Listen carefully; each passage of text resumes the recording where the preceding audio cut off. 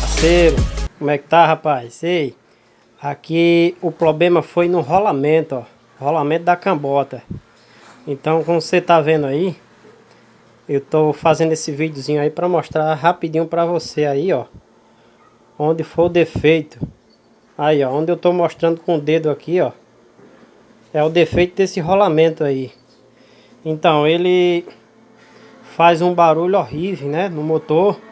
E aí o cara abriu e não encontrou esse defeito aí. Então, Wagner Motos Mecânico aí tá encontrando esse defeito aí e mostrando aí pra vocês aí. Se gostou aí, deixa aquele like, deixa os comentários aí, viu? É mais um trabalhozinho aí. Então, gente, eu tô mostrando aqui, ó. Passando o rolamento aqui, ó, devagarzinho pra vocês verem que tá danificado, né? Aqui é onde tá o defeito. Então, galera, deixa o like aí, compartilhe com a galera, né?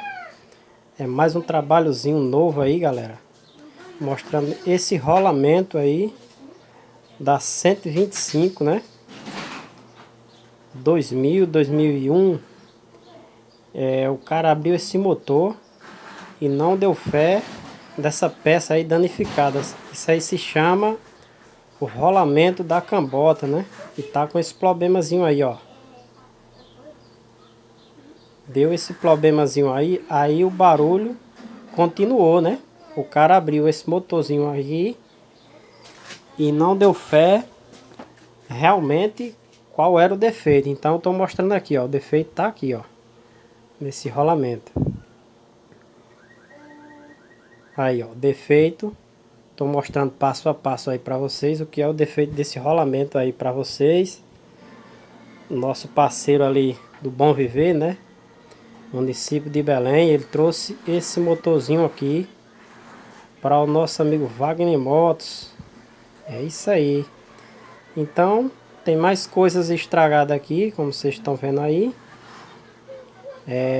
Parte de engrenagem. Isso eu vou ver com o nosso cliente se vai trocar ou não vai, né?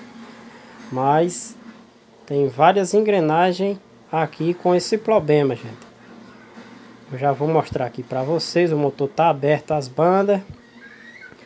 Pronto, galera. Aí vocês estão vendo aqui a caixa de marcha da Titanzinha 125. E vou mostrar aqui onde está o defeito dessas engrenagens. Pronto, aí, ó. Onde eu tô apontando com o dedo aí, essas engrenagens estão tudo com defeito. Então, galera, eu tenho que ver com o cliente realmente se ele vai querer trocar, né? Para não ficar com barulho, se vai querer trocar, né? Valeu!